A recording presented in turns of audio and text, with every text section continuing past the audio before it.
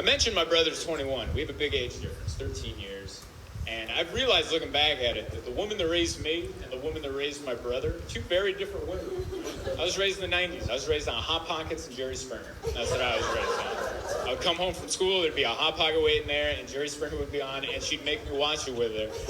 Because she thought it was education, all right? She realized I was growing up without a father. She didn't want me to be naive to the world. She's like, I want you to watch. So I'd watch. I'd watch and learn. I'd watch a little person fist fight a nun. No matter what happened on the episode, my mom thought it was a good show because at the end of every episode, Jerry would go, remember everybody, love yourselves and each other. And my mom would be like, you see, he's a good man. That's how I was raised, all right? Now, cut to a few years later, my brother comes along. My mom's a different woman.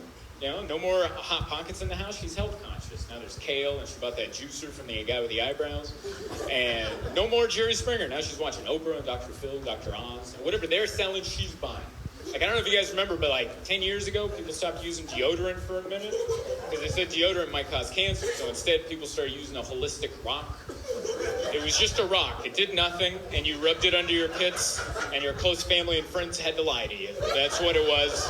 Well, my mom got heavy into that at the same time. My poor brother hit puberty. All right? Yeah. And I found out during the great deodorant ban at the trailer park.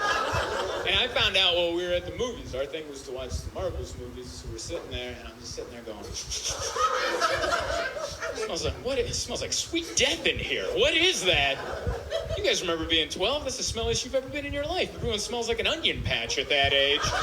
And I looked at him. I'm like, is that you? And he's like, yeah. And I'm like, what happened? You didn't shower? And he goes, I showered. I'm like, you didn't put deodorant on? He goes, I put deodorant on. I'm like, what the hell did you use? And he goes, the holistic rock. And I'm like, that doesn't work. And he's like, oh, I'm well aware. And I go, you go to school smelling like that? And he's like, yeah, I get picked on every day. And that hurt my heart because I know how mean middle school kids are. And I'm like, no more. As soon as that movie was over, we went straight to the CVS and I bought him a 6-pack of Old Spice.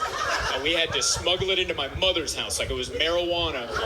And I showed him where to hide it, under his mattress. And then for the next 4 years, I became my brother's deodorant dealer.